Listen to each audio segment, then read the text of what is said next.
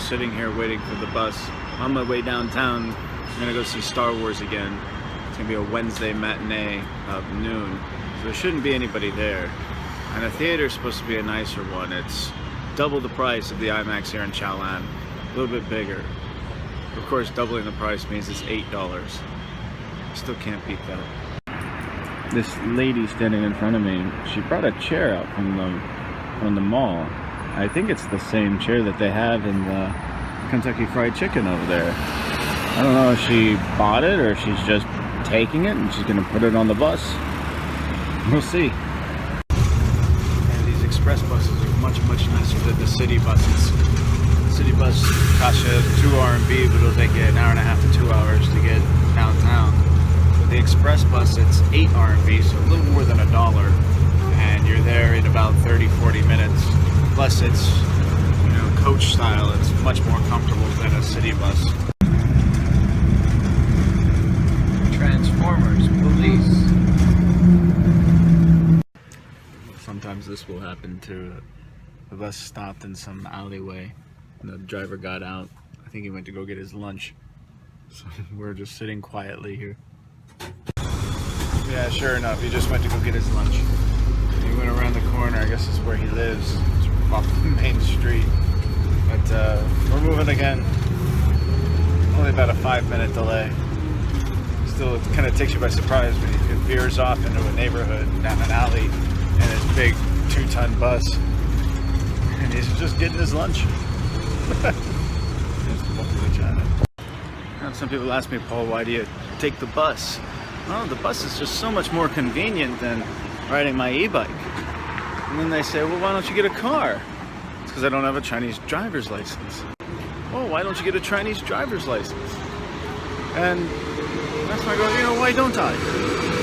Well, this is something I'm definitely thinking about, but there are some things that have to happen before I can get that. The first thing I need to do is get a Chinese name. And right now all my Chinese friends are trying to come up with a good one for me.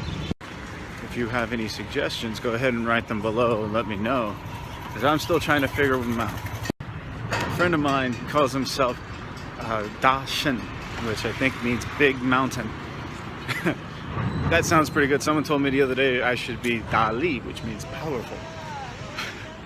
Well, whatever it is, it has to be easy for me to write. I can probably figure out the pronunciation, but the characters, some of these Chinese characters are very complicated, and the easier it is for me to write, the better, because I'm going to have to put it on all kinds of Chinese documents, sign my name and whatnot.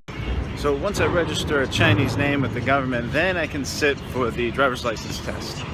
And my understanding is if I go up to Guangdong, it's in English and it's not that difficult. So I just sit for the test and I get my license, and then I can go out. I can rent cars, I can buy a car. But I think I'm going to buy a motorbike if that's the case.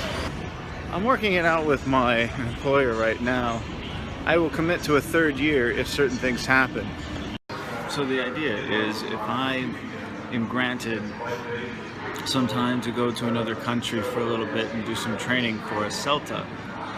Right now I have a TEFL. TEFL's fine, but CELTA is much more powerful if you want to extend your career.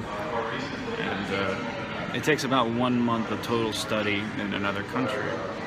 So I told them, look, give me a month off and let me go to Thailand to get this done. And I will come back and complete a 3rd year if you let me do that. And they will pay for some of it.